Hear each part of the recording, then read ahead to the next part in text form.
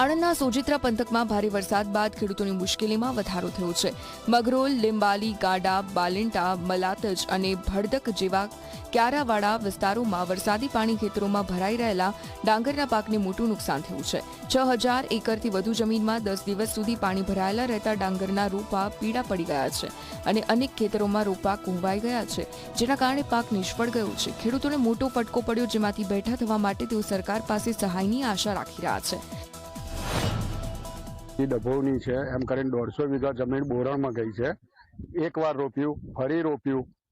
મારા 15 વીઘામાં જો 60,000 ખર્ચો થતો હોય તો બાકીની 150 વીઘા જમીન છે એમાં કેટલો ખર્ચો થયો છે? સરકાર અંદાજે ખર્ચો ગણે તો ખ્યાલ આવે કે ખેડૂત કઈ રીતે ઊંચો આવે. જમીન પાક બધો બોરાઈ ગયો અને નિષ્ફળ ગયો છે, અને એની ઉપરથી સરકાર જો અમને કંઈક સહાય આપે તો હર વખત ખેતી અમારી બરબાદ થઈ ગઈ.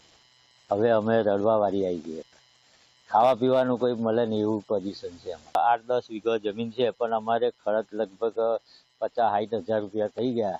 એટલે હવે પૈસો મળે નહીં, ખેતી ક્યાંથી કરીએ?